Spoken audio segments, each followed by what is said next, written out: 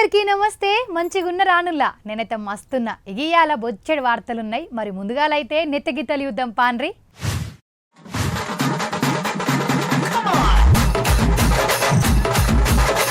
Harish Rao sir అయిండు arrest. అడుగుతలేరట సర్కారును ఎవరికి arrest. అడ్మిషన్ల కోసం బారులు తీర్రు జనము. ఏటింగ్ చేస్తాండ్రు 1000 కండ్లతోటి నోటిఫికేషన్ కోసము. కండక్టర్ను కొట్టింది మహిళ. చిన్నలొల్లి పెద్దగైంది కదా మళ్ళా. ఇండోనేషియాలో హోటల్ పెడతాడట గంగులు. బంగారం ఉందా అని ఎంకులాడుతాండు బట్టలల్లా.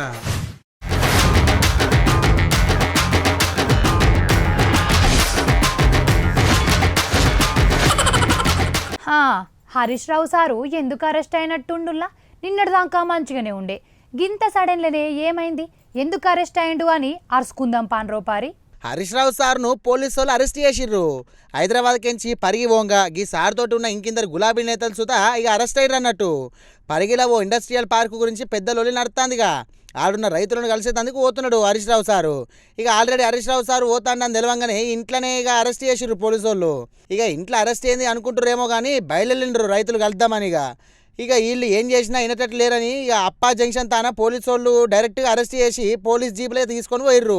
పోంగ హరీష్ రావు సార్ ఏమంటాడంటే, ఈరోజు పరిగిలో రైతుల్ని పరామర్శించడానికి, రైతులకు భరోసా ఇవ్వడానికి వెళ్తున్నటువంటి మమ్మల్ని ఇవాళ అన్యాయంగా అరెస్ట్ చేసేటువంటి ప్రయత్నం ఈ ప్రభుత్వం చేస్తా ఉంది.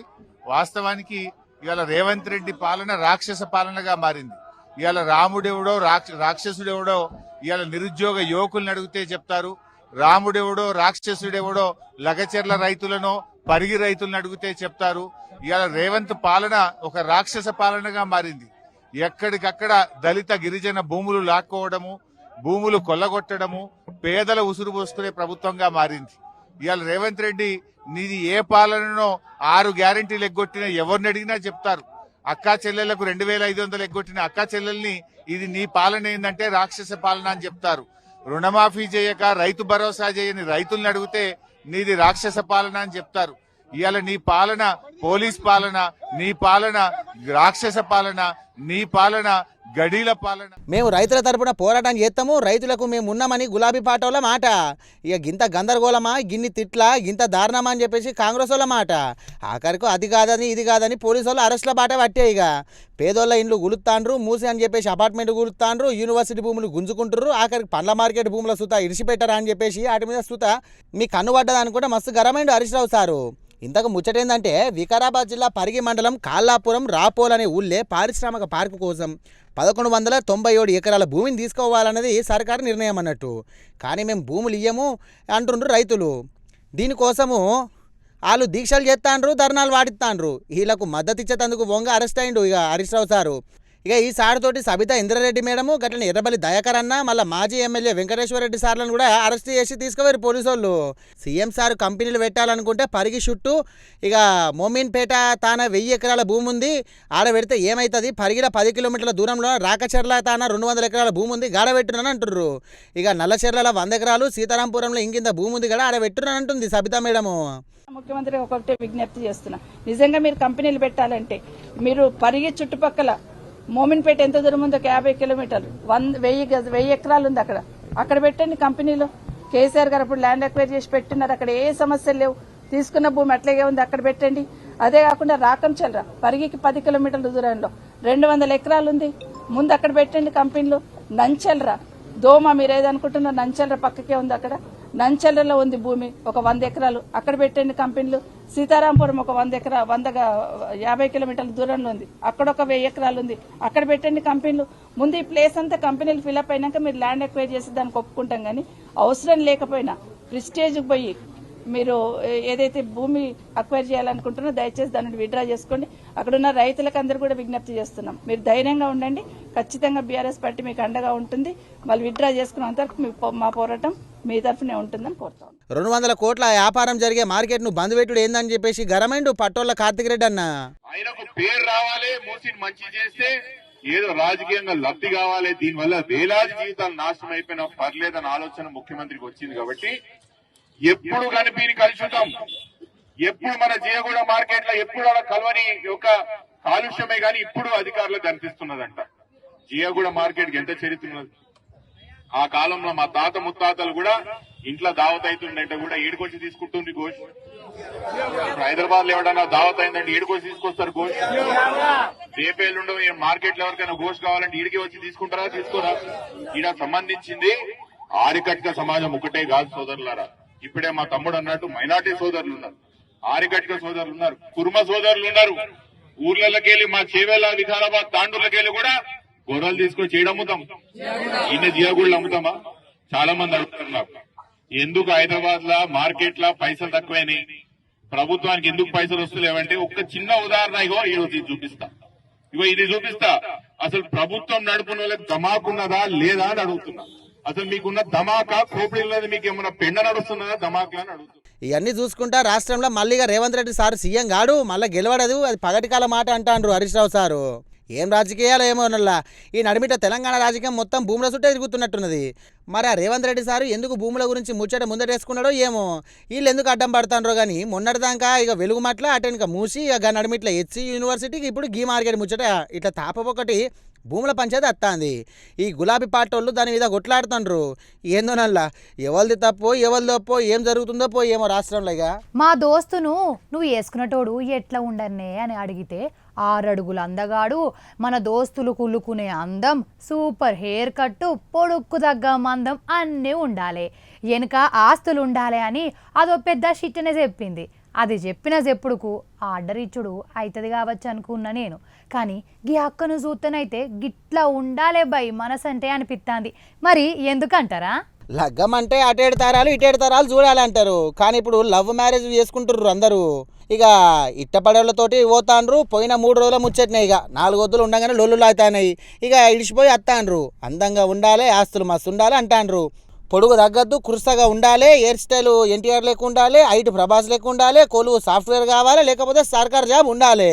ఏ జాబ్ చూడలే, ఎత్తు అందం అసలే చూడలే. షేక్ గౌషియా పిల్లగాని ఇష్టపడ్డది. ఇక పెళ్లి చేసుకోవాలని అనుకున్నది. పొట్టిగుండని కురుసుకుండని నిన్ను చూసుకునే మనసు ఉంటే చాలు, ఇక ప్రేమతోటి మొదలై చాలే అనుకున్నది. ఇక లగ్గం చేసుకున్నది మరగుజ్జు శశిని గోషియా. గట్లనే మచిలీపట్నం రాజంపేటలో అయిందికి ముచ్చట అన్నట్టు. లవ్వాడినాక లగ్గం చేసుకుంటామని చెప్పేసి ఇంటోళ్ళకు ముందే చెప్పిరట. తప్పు, ఎట్టున్నాడు పిల్లగాడు, అద్దంటే అద్దని చెప్పిరట పిల్లకు. పొడుగు లేకపోతే అందంగా ఉండకపోని మంచి మనసున్నది, గంతం మించి నా మీద లవ్ ఉందని చెప్పేసి మరగుజ్జు శశిని మంగనపూడి బీచ్ తానా ఉన్నటువంటి చర్చిలో లగ్గం చేసుకుంది ఈ పిల్ల. ఇద్దరికిద్దరు లవ్ చేసుకొని లగ్గం చేసుకొని అటెనక పోలీస్ స్టేషన్కి వచ్చి సార్ల ముంగట అలా తిప్పలు చెప్పుకుర్రట. ఇక ఇటోళ్ళు అటోళ్ళు ఇంటోళ్ళని కూడా పిలిపించేసి మాట్లాడి మందలిచ్చి పంపిరట. పరువు కోసం చంపుడు, పైసా కోసం చంపుడు, ఎక్కువ పైసలు కావాలని కోరుకునుడు, అందం కావాలి, ఆస్తులు ఉండాలని అడుగుడు. ఇటువంటి కాలంలో గీ పెళ్ళిళ్ళు చూస్తే గమ్మత్ అనిపిస్తుంది కదా. సరే చేసుకున్నారు కానీ లగ్గం కానీ జర పైలము ముందు కూడా గిట్లనే కలిసి ఉండుర్రి. అయినా ఎవరి సంసారంలో ఆలేదు లొల్లు అయితేనే ఉంటుంది, వస్తూనే ఉంటుంది. పట్టించుకోకుర్రి. ఇక అప్పటి మందమని అర్థం చేసుకోర్రి, అటు వెనుక కూడుండుర్రి. ఈ కాలం పోర్లు ఫోన్లనే మూతి పెట్టబట్టే, పురాణాలు తెలియదు. సీత ఎవలంటే మా దోస్త్ అంటారు, రాముడు ఎవలంటే మా సీనియర్ అంటారు. గిసోంటి పిలగాన్లు మస్తు మంది తయారైతాండ్రు. కానీ గీ ఊరోళ్ళు భలే ఇకమత్ చేసిండ్రు. మరేందో అరుచుకుందాం పాండ్రి. ఎంత మంచిగుండు కదా అంజన్న స్వామి. కొత్త ఘటన గుడి ముందట ధ్వజస్తంభం మీద సీతారామ లక్ష్మణులు ఎంత మంచిగుంది. మొన్న సీతారాముల లగ్గం నాడు పచ్చని మందిరేసిర్రు. ఇంకా పెండ్లిగల పోలే జోడురి సామిగుళ్ళే. రంగురంగుల గోడలతోటి ముస్తాబైన అంజన్న గుడిని కొలుసుకున్నందుకు ఎంతన్న మంది భక్తులు వస్తారు ఈ గుడికి. ఇక మంగళవారం శనివారం అయితే ఇంకెంత కళ ఉంటుంది అనుకోరాడా.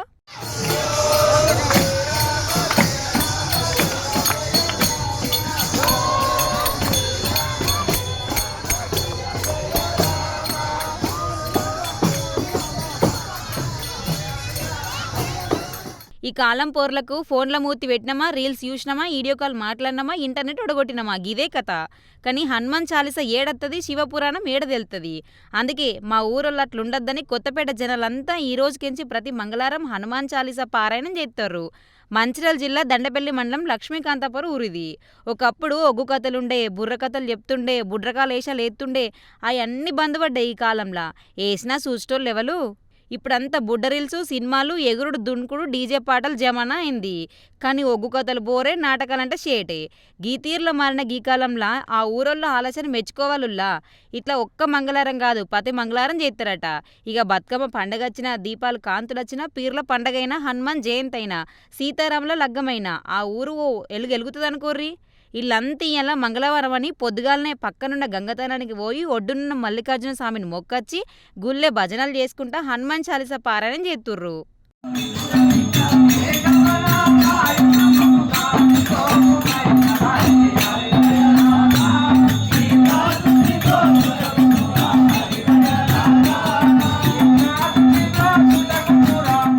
మొన్న రామ్లోర్ లగ్గానికి ఈ గుడంతా తెలిగిపోయింది.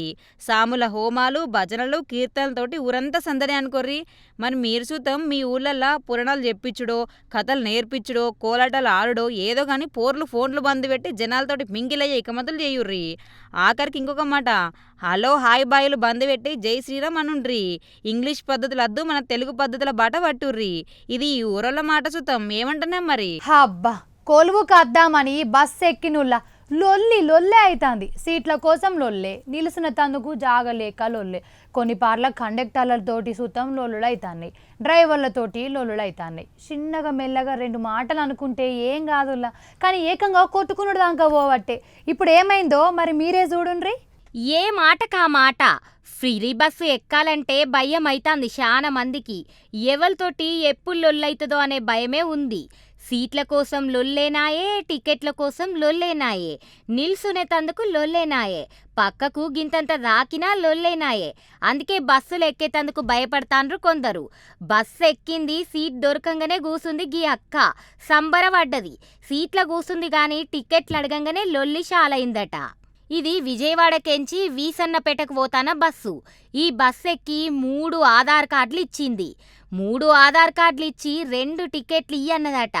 3 ఇచ్చి 2 అడుగుడేంది అని షాలైందట లొల్లి. మాటల్లా ఆమెను ఏమే అండు. వాళ్ళ పెన్మిటి ముచ్చట తీసి పెట్టిండు. గంతే ఇగ్గి చెంప మీద ఒక్కటి పెడితే చెంప అంతా ఎర్రగైందట. వాళ్ళు 3 కార్డులు తీస్తారండి, ఆధార్ కార్డులు. ఎవరైతే ముగ్గురు ఎవరంటే ఇద్దరు అన్న 3 ఎందుకు ఇచ్చామంటే ఇక అట్లా అలా అయ్యేసరికి ఇద్దరుంటే 3 ఎందుకు కార్డులు ఇస్తారమ్మా, ఏమా అంటే నన్ను ఏమా అంటావని కొట్టి కబల్ చెప్పు తీసి కొట్టపోయిందండి. ఒక దెబ్బ వేసి మళ్ళీ చెప్పు తీయిపోయింది, పక్కన లాక్కుంది. ఇక ఇక్కడ స్టేషన్ తీసుకొచ్చి కేసు పెట్టాను. విజయవాడ నుంచి విస్తన్నపేట అండి, city terminal to Vistannapeta 308 service number MN30 B Srinivasarao. చిన్నలొల్లి పెద్దగైంది. షిల్కి గాలివాలైనట్టు కొట్టుకునేదాకా పోయింది ముచ్చట. పాపం చెంప మీద అందరి నడిమిట్ల కొట్టే వరకు డ్రైవర్ అన్న కోపం వచ్చింది. మా ఒన్నే కొడతావా అండు బస్సును ఏడాపకుండా చక్కగా పోలీస్ టౌన్ ముంగట ఆపిండు. పోవుడు పోయిండు గాని ఆ పోలీసోళ్ళు మీరు లొల్లి పెట్టుకున్న జాగా మా పరిధిలకు రాదు, మాకు మీ లొల్లితోటి ఏం సంబంధం లేదు అనుడితోటి మళ్ళా సింగునగర్ పోలీస్ టౌన్కు పట్టుకపోయిండట డ్రైవర్ అన్న. చూసిండ్రా, అవు నేను కొట్టినా అంటాందక్క. మరి నన్ను తిడితే నేను ఊకుంటానా అని నా బంగారు పుట్టల ఏలు పెడితే నేను గుట్టనా అందట షీమే. గట్ల చెప్పింది కదా అక్క. అయినా ఇళ్ళ లొల్లి కోసం అర్జెంటోళ్ళుంటారు, ఆకలితోటున్నోళ్ళుంటారు. పాపం వాళ్ళందరూ ఎయిటింగ్ చేసిండ్రు బస్సు ఆపనందుకు. బస్సులనే వాళ్ళందరూ తిట్టిండ్రు. గిళ్ళ లొల్లిలకి మమ్ములెందుకు ఇబ్బంది పెడుతుండ్రని. ఏంటంటే అన్నారేంటండి, 3 పాప స్కూల్లో ఉంది, మా 2 సార్ అంటే ఏంటి నువ్వు 3 ఇచ్చావండి ఏంటి అనేసరికి నీకు కొట్టాను సార్. కొట్టలేదు ఏమి అంటాం తప్ప సార్? నన్ను ఎందుకన్నా ఏమైనా పెళ్ళనా అన్నా? నీ మొగుడికి నువ్వు అన్నం పెడుతున్నావో లేదో, నీ మొగుడు నీతో ఎదుగుతున్నాడో లేదో, ఈ మాటలన్నీ ఎందుకు సార్ నా మొగుడు జోలి? ఎండాకాలం అత్తే పిల్లగాన్లు ఇంట్లో ఉంటారు. ఇక బడి మార్చాలి అన్నా, కొత్త బల్లే వేయాలి అన్నా ఎండాకాలం మొద్దులు ఏ బల్లే వేద్దాం అనే లోల్లే ఉంటుంది అవ్వాయిలకు. మంచి బల్లెనేమో వేయలేనంత ఫీజులు, సర్కారు బడికి వంపుదామంటే కొన్నింటికాడ పట్టించుకోరని బాధ. అబ్బా ఒక్కట సామి ఓటెనక ఒకటి మస్తు బాధే ఉంటుంది. ఇంకో ముచ్చటుల్లా మా బల్లే జాయిన్ చేయుండ్రి, మా కాలేజ్లో జాయిన్ చేయండ్రి అని అడుగుతారు కదా, కానీ గిడ సీన్ రిపీట్. బడన్నరు సూత్తే మేడారం జాతరల జనాలున్నట్టుండ్రు. బల్లెందుకుంటారు ఇట్లా? సినిమా థియేటరో మరి స్టార్ల మీటింగ్కో రాజకీయ నాయకుల ధర్నాను అనుకుంటాన్రా? సూత్తే అట్లే ఉంది కానీ కాదిది ముచ్చట. బడికచ్చిండ్రు పెద్దోళ్ళంతా. మరి పెద్దోళ్లకు చదువు రానోళ్లకు చదువు చెప్పే రాత్రి బల్లేమన్నా షాలి ఎత్తాన్రా? తెలివి పెంచే ఇకమట్లేమన్నా చేత్తాన్రా అనుకుంటే పప్పులా కాలేసినట్టే. బడి పిలగాన్లు కొత్త బల్లె చేరాలంటే అప్లికేషన్లు పెట్టుకుంటారు కదా, అగ్గో గాదన్నట్టు గీ కథ. నల్గొండ జిల్లా బొట్టుగూడలో ఉన్న కోమటిరెడ్డి ప్రతీక్ ఉన్న బల్లె పిలగాన్ల అడ్మిషన్ల కోసం అవ్వాయే పడుతున్న తన్లాట ఇది.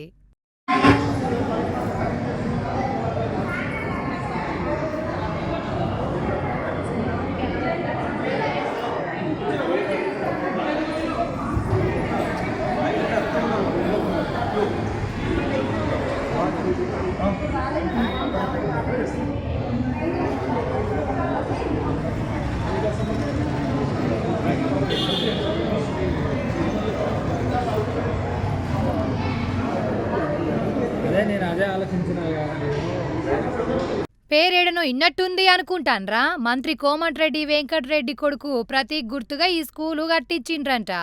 అందులో సీటు రావాలంటేనే కిస్మత్ ఉండాలి అంటారు. అడ్మిషన్ల కోసం లైన్ల మీద లైన్లు కడతారు. బిల్డింగ్ అద్దాల మేడ, చదువు సూపరు, సౌలతులు ఖతర్నాకుంటాయి. అందుకే అడ్మిషన్లు షాలైనాయని అండుడే ఆలస్యం, ఎంబడే అత్తరు తీసుకునే తందుకు. అంతా హైటెక్కే.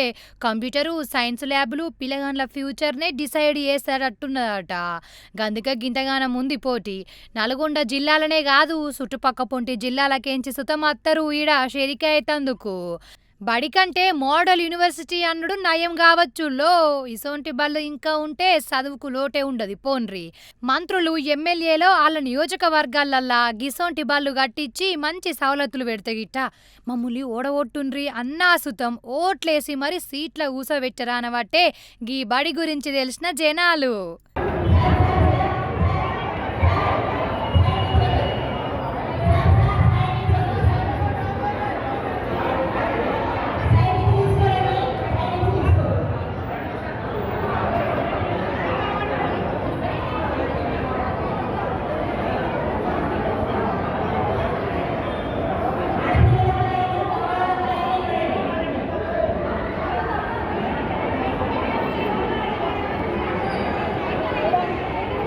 ఇక ఇప్పుడు ఖతర్నాక్ వార్తలల్లా వైరల్ ముచ్చట్లున్నాయి, అవి కూడా చూద్దాం పాన్రి. अम्मा मच्छर के नाम पे भिक्षम दे दे, अम्मा मच्छर के नाम पे भिक्षम दे दे. ధన్యవాదం అమ్మా. దోమల పేరు మీద భిక్షం వేయండి అన్న. ఏడ పడతాడ దోమలు అయిపోయినాయి, ఎవ్వరు పట్టించుకుంటలేరు. అందుకని మచ్చర్ కే నామ్ పే భిక్షం దే దే భయ్యా, మచ్చర్ కే నామ్ పే భిక్షం అన్న, మచ్చర్ కే నామ్ పే భిక్షం దే దే అన్న. దోమలు ఎక్కువైపోయినాయి. చలో అన్న పోయి మచ్చర్ దాన్ని కొనుక్కొని పోదాం ఇక. నమస్తే. మచ్చర్దాన్ ఉందా అన్న? ఒక 2 ఇవ్వండి అన్న. 5 కొందాం అనుకున్నాము, అన్ని పైసలు రాలే మాకు. ఒక 2 ఇవ్వండి అన్న. 2 చాలు.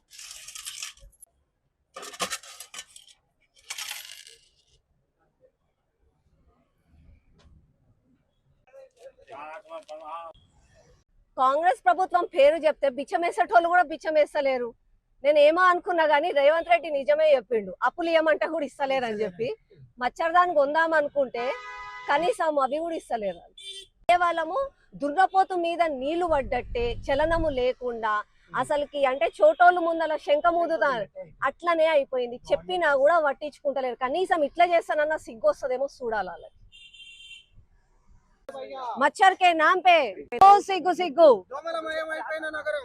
సిగ్గు సిగ్గు సిగ్గు సిగ్గు సిగ్గు సిగ్గు సిగ్గు. ఇట్లా ఈ మచ్చర్దాన్ని గప్పి ఈ మనిషి బొమ్మని ఈడెందుకు పెడుతున్నామనంటే కనీసం సిగ్గు తెచ్చుకోనన్న ఆఫీసర్లు పని చేస్తారు అని చెప్పి ఒక ఆశతోటి పొద్దున లేసి ఈడికెళ్ళి టుయ్ టుయ్ అనుకుంటే ఏసీ బండ్లలో తిరుగుతారు, ఏసీ రూమ్లలో పోయి కూర్చుంటారు, ఏసీ ఇంట్లలో ఉంటారు కదా. అట్లాంటి వాళ్ళకి సామాన్య ప్రజలు అది బాధలు అర్థమైతలేవు. కనీసం ఈ బొమ్మ ఈడ రోజు మచ్చర్దాన వేసుకొని కనిపిస్తానన్నా సిగ్గొస్తదేమో అని చెప్పి వాళ్ళ పనులు వాళ్ళు చేస్తారని చెప్పి ఈ నిరసన కార్యక్రమం. ఈ మచ్చర్దాన్ని కూడా ప్రజలందరం కలిసి భిక్షాటన చేసి కొన్నది. దయచేసి ఇప్పటికన్నా ఆఫీసర్లు మేలుకొని ప్రజల ప్రాణాలు కాపాడండి. ప్రజలకు నరకం, ప్రజలకు నరకం. మచ్చర్ హటావ్, మచ్చర్ హటావ్. ఇంకొక ముచ్చట యాది మర్చిన గా ముచ్చట కూడా జెల్లర్చుకొని రాపోన్రి.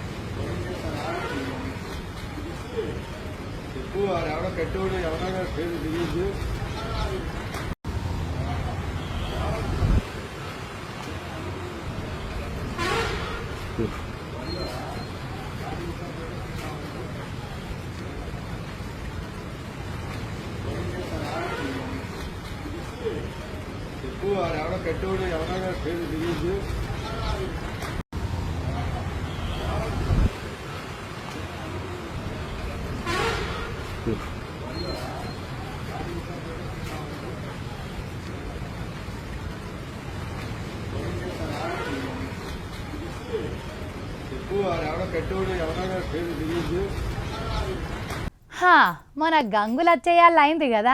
అయ్యో మా గంగులు ఏం చెప్తాండో ఏందో చూద్దాం పాన్రి. జీతం పడితే చాలు, పైసలు ఏనో దాస పెడుతుంది దీని అవ్వ. ఎడబెట్టిందో ఈ అమ్మాయి పోరిపీసిన పడద్దు. ఈ డబ్బాలు చూడు, ఇది ఇల్లట్రా. ఈ అమ్మ గుద్దుకొని రావాలి. ఇల్లు లేకున్నది అంగడి అవ్వ. పోయేటప్పుడు కనీసం ఇల్లు చదివిన చదివిపోతే ఏమవుతుంది? ఆగో గా అంటలారా ఎందుకు పాడి ఎత్తాను నువ్వు గంగన్న? ఇగో పేపర్ కింద దొరికినారా, ఆఫర్ పెట్టు. 100 రూపాయలు, 100 రూపాయలు దొరికినాయి. జరా ఫ్రిడ్జ్లో ఏమైనా పెట్టిందో చూద్దాం. అబ్బో దోసకాయలు బిస్కాయలు బాగానే ఉన్నాయి కదా, జోరున్నాయి. ఇడేం పెట్టి కాలేదు కంగారు. ఆగో నీకేం పుట్టింది? గా కిచెన్ అంతా ఖరాబ్ చేసిందే గాక ఇంకా బట్టలన్నీ గుంజి పారెత్తాను. ఆ చీరల్లో ఏముంది గంగు? నీ బంగారమే బర్రముఖం దానా. అగో నేనాడి కత్తె కాళ్ళు ఇరిసి పొయ్యిలో పెడతా. ఏమనుకుంటున్నావు గంగులు నువ్వు? కాళ్ళు ఇరిసినా మంచిదే, షెయిరినా సరే. నీ బంగారం ఉంది చెప్పే నువ్వు చెప్పు. నా బంగారం మీరెందుకు కన్ను పడ్డది గంగులు? ఏమైంది చెప్పు నాకో పారి. కుదబెడతామని తలకే వాళ్ళకి కొడతా. అంగి దండాలు పెడతానే, దండం పెడతా. చెప్పే ఇంతకు నీ లొల్లేంది ఒక్కసారి చెప్పు. కర్రె మొక్కపోడివి.